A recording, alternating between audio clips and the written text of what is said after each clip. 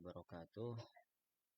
Alhamdulillah nahmaduhu wa nasta'inuhu wa nastahdihi wa nastarshiduhu wa na'udzu bihi min syururi anfusina wa min sayyiati a'malina. May yahdihillahu fahuwal muhtadi wa may yudlil falan tajida lahu waliyyan mursyida. Allahumma shalli ala sayyidina Muhammad salatan tuwassi'u biha lana al-arzaq wa tuhassinu biha lana al-akhlaq wa ala alihi wa sahbihi wa barik wa sallam amma ba'du.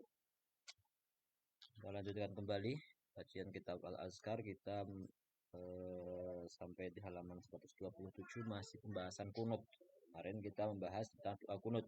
Ada yang doa dari Nabi Shallallahu Alaihi Wasallam yang biasanya kita baca, Allahumma hdini fiman hadait. Lalu kemudian ada doa daripada Sayyidina Umar gitu yang pernah diriwayatkan.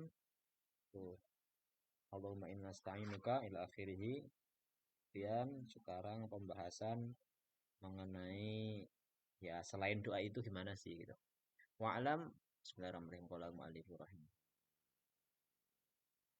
Wa'alam anna al-kunuta la yata'ayyanu fihi du'a'un 'ala al-mazhabil mukhtar. Fa ayyu du'a'in da'a bihi hasra al-kunut walau kunata bi ayatin aw ayatin min al-Qur'anil aziz wa hiya mushtamilatun 'ala ad-du'a' hasra al-kunut walakin al-afdal ma ja'at bihi sunnah. Qad dhahaba jama'atun min ashabina ila annahu yata'ayyanu wa la yujzi'u ghairuhu. Dan ketahuilah bahwasanya kunut itu nggak wajib salah satu doa. Misalnya doanya dari Nabi gitu tadi Allahumma hdini itu nggak wajib. Yang kunut aja sunnah, doanya yang mana nih? Yang wajib yang mana nih? Nggak ada yang wajib. Gitu. Menurut pendapat menurut mazhab yang pilihan Imam Nawawi, mazhabul Mukhtar. Terus gimana dong? Doanya apa? Doa apa saja itu sudah mencerminkan kunut gitu loh. Mau doa apa aja mau kamu doa, ketika pas kamu mau baca doa apa itu udah memenuhi syarat kunut kan gitu. Nah, adapun jika seorang itu membaca satu ayat atau beberapa ayat dari Al-Qur'an dan ayat itu mengandung doa, maka kunut itu sudah termasuk kunut gitu. Akan tapi yang paling afdal ya yang telah disebutkan dalam sunnah, yang tadi Allahumma hdini fiman hadait atau doanya Sayyidina Umar gitu. Kan begitu. Nah, sebagian kelompok ulama itu berpendapat bahwasanya doa kunut itu wajib gitu, nggak boleh yang lain untuk itu. Nggak cukup kalau doa yang lain Allahumma hdini fiman hadait ya udah itu doanya sebagian, tapi menurut pendapat yang mazhab Mukhtar doa apa saja, akan walaupun dengan ayat atau Quran tapi yang mengandung doa. Wa'lam annahu yustahabbu idza kana al-musalli imaman ayyakul Allahumma hdina bidadil jam' wa kadzalika baqi walau qala intini hasalal kunut wa kana makruhan li'annahu yukrahu lil imami takhsisu nafsihi bid-du'a. Dan ketahuilah bahwa disunnahkan bagi seseorang yang menjadi imam itu kan tadi yang diajarkan Nabi Allahumma hdini, ya Allah berikanlah aku petunjuk. Aku kan itu satu orang. Nah, kalau dia menjadi imam otomatis kan berdoa diamini oleh makmum. Berarti banyak dong, bukan ya Allah berikanlah aku petunjuk. Tapi diganti dengan redaksi Allahumma hdina, kami ya Allah berikanlah petunjuk kepada kami dengan redaksi plural gitu. Gitu kayak yang Allahumma hdini fiman hadait wa afini fiman hadait, berarti Allahumma hdina fiman hadait Allah wa afina fiman afit dan seterusnya. Ya itu kayak gitu disunahkan. Adapun jika dia jadi imam tapi doanya Allahumma hdini, ya tetap kunutnya tetap sah-sah aja, kunutnya sudah dapat kesunahan kunut kan, tapi hukumnya makruh karena dimakruhkan bagi seorang imam itu mengkhususkan doa untuk dirinya sendiri aja gitu. Kalau doa menjadi imam ya kalau bisa doanya untuk kami gitu, banyak untuk plural.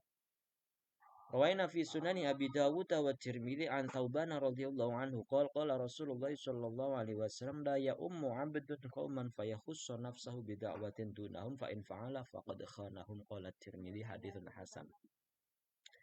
Kami telah meriwayatkan, Imam Nawawi meriwayatkan dari kitab Sunan Abu Dawud, Sunan Tirmidzi dari sahabat Thauban radhiyallahu anhu bahwa beliau berkata bahwa Rasulullah SAW itu pernah bersabda, janganlah seorang hamba itu mengimami sekelompok kaum, lalu ia mengkhususkan doa atas dirinya tanpa kaumnya. Ya Allahumma gfirli wali walidayya kan gitu, Allahumma gfir lana kan begitu. Gitu. bisa. Gitu. Jadi kalau doa untuk jadi imam ya berarti kamu jadi imam ya doanya kami.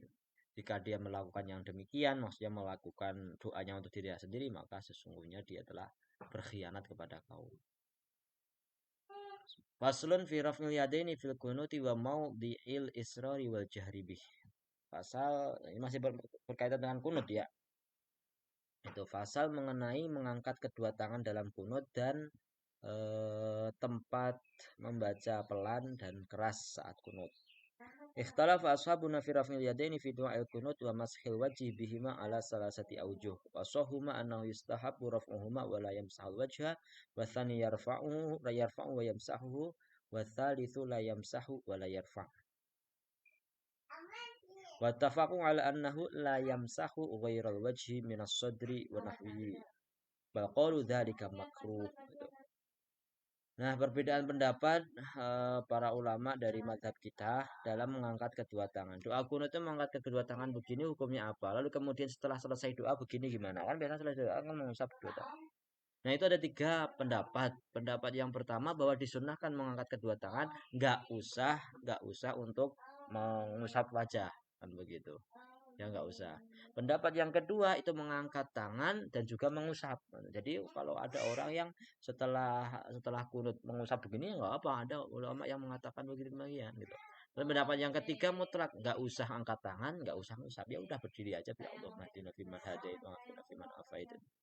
Jadi itu ya, jadi pendapat yang pertama sunnah begini, lalu kemudian sunnah juga apa itu nggak sunnah ngusap, nggak usah ngusap. Ada yang mengatakan bahwa ngangkat kedua tangan yang ngusap, ada yang mengatakan nggak usah angkat kedua tangan, nggak usah ngusap. Nah, kalau ngusap itu gimana? Kadang ngusap-ngusap aja masih boleh kan begitu jadi. Nah, kalau bisa mereka apa itu para ulama sepakat bahwa kalau ngusap ya jangan mengusap selain wajah. Misalnya begini ini. Nah, karena ini makruh ya, ngapain ngusap di dada atau yang lain selain dada? Itu hukumnya makruh. Wa amal jahru bil kunuti wal israru bihi faqala ashabuna in kana musalli munfaridan asarra bih wa in kana imaman jahara ala al-madhhab as-sahih al-mukhtar alladhi dhahaba ilaihi al-aksarun. Wasani annahu yusirru kasairid da'awati fi salat. Fa amal ma'mum fa illam yajharil imamu qanata sirran kasair da'awat fa innahu yuwafiqu fiha al-imam sirran wa in jahara al-imam bil kunut fa in kana al-ma'mum yasma'uhu ammana ala du'a'i wa syarakahu fi thana'i fi akhirih wa in kana la yasma'uhu qanata sirran wa kila yu'ammin wa kila lahu ayyusharikuhu ma'a sama'ihi wal mukhtar al-awwal. Sekarang hukum mengeraskan suara dan memelankan suara saat kunut. Gitu. Memelankan suara dan mengeraskan suara itu menurut menurut ashab kita mazhab Syafi'i itu dirinci. Pertama kalau dia sholat sendiri. Kalau dia sholat sendiri maka baca pelan. Allahumma hdini fiman hadait, baca pelan.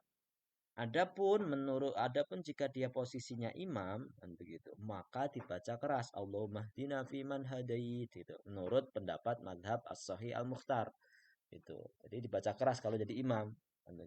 Sedangkan menurut pendapat yang kedua posisinya jadi imam ya.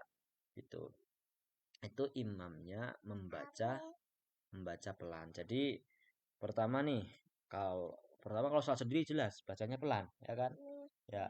Kalau sekarang dia posisinya jadi imam, begitu. Dia posisinya jadi imam, imamnya baca keras itu menurut mazhab As-Sahih Al-Mukhtar.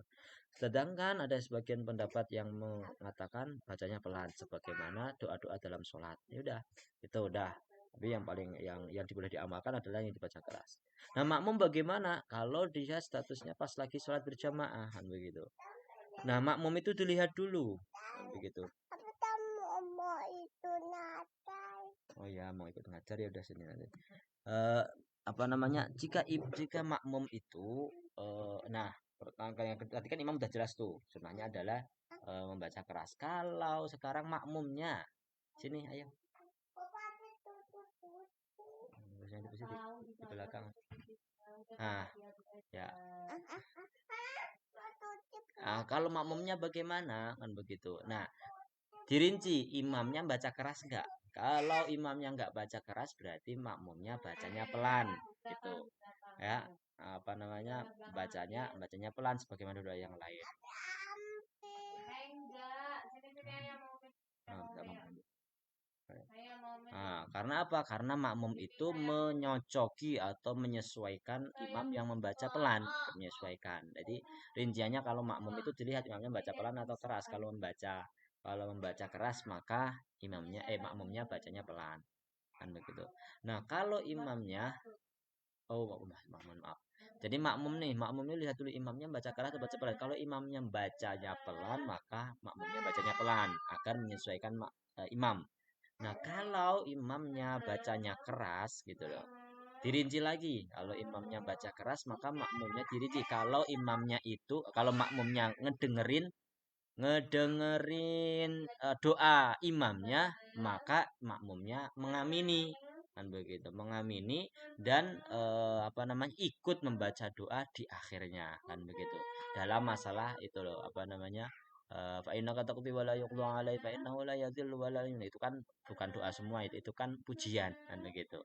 Pujian ini pasti memuji Allah, kan begitu. Jadi kalau makmumnya itu mendengar doa imam, maka ngamini, kecuali sampai fa innaka taqdi wa la yuqda alaik, baru itu makmumnya ikut baca.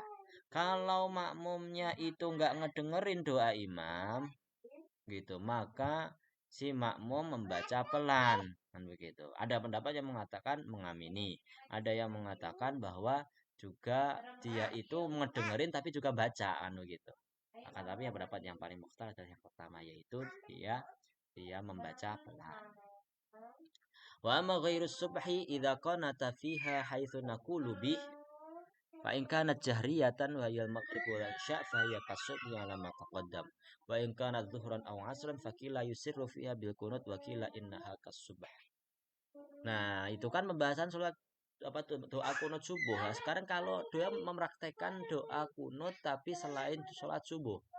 Nah, itu gimana, bacanya pelan atau keras? Nah, jika sholatnya yang dibaca keras, maghrib isya misalnya, maka ya bacanya hukumnya sama dengan sholat subuh. Dimana ketika imam baca keras, ketika makmum sholat sendiri, ketika makmum ngedengerin itu tadi. Nah, ketika sholat yang dibaca pelan zuhur dan asar, maka dikatakan bahwa apa namanya, di penurut pendapat itu membaca pelan gitu. Ada yang mengatakan juga itu seperti sholat subuh, jadi dibaca keras. Wa hadisu sesuai fi kunuti Rasulullah sallallahu alaihi wasallam ala alladziina qatalul qurra'a bi bi'ri ma'unah yaqtadi dhahiruhul ajhara bil kunuti fi jami'is sholawat. Begitu. Nah, ini menurut pendapat hadis sahih di kunut Rasulullah sallallahu alaihi wasallam yang merespon para sahabat yang apa namanya, yang terbunuh, para korek-korek yang dibunuh oleh orang-orang di sumur Maunah, kan begitu, Bir Maunah. Itu dohirnya hadis itu mengarahkan pada pembacaan keras saat doa kunut di segala sholat. Nah, itu makanya tadi kalau apa namanya nih, kalau kunut selain sholat subuh, zuhur, asar, maghrib, isya, itu bacanya pelan atau, nah ini kalau menurut ini ngikutin madzhab Syafi'i itu bahwa itu doanya dibaca keras. Fa fi sahih Bukhari fi bab tafsir qaulillahi ta'ala salaka minal amri syai'an Abi Hurairah radhiyallahu anhu anan Nabiy sallallahu alaihi wasallam jahara bil kunuti fi kunutin nazilah. Dalam kitab Sahih Bukhari di dalam tafsir firman Allah Subhanahu wa taala salaka minal amri syai' dari Abu Hurairah radhiyallahu anhu bahwa Nabi sallallahu alaihi wasallam membaca keras kunut dalam kunut nazilah, kunut yang karena musibah, karena wabah, karena cobaan atau apa itu dibaca keras. Nah, jadi intinya begitu ya. Kalau kalau kunut di sholat subuh banyak rinciannya kayak tadi. Kalau kunut di selain sholat subuh, zuhur, asar, maghrib, isya, itu yang pendapat yang diambil oleh Imam Nawawi di sini bahwa dibaca keras. Karena yang doa kunut selain sholat subuh itu kan kunutnya bukan kunut kayak sholat subuh, tapi kunut nazilah. Wallahu alam bisa, kita lanjutkan di bab tasyahud fi shalah, insyaallah di pertemuan selanjutnya. Wallahu alam. Sebenarnya ini ada tambahan bahwa ada tadi peristiwa zamannya Nabi itu ada korek-korek ahli Al-Qur'an itu ada 70 orang yang mulazamah dengan Nabi Shallallahu Alaihi Wasallam, menuntut ilmu, membaca Al-Quran, paham agama, gitu. Gitu. Jadi apa namanya, yang selalu melindungi kaum muslimin kan begitu. Jadi mereka itu 70 orang loh kan begitu. Terus yang selalu membantu kepada ahli sufah gitu, mereka membaca Al-Quran itu apa namanya, mereka dibunuh oleh orang-orang kafir Quraisy. Wallahu alam, ketika mereka dibunuh maka Nabi membaca qunut nazilah wa alam. Assalamualaikum warahmatullahi wabarakatuh.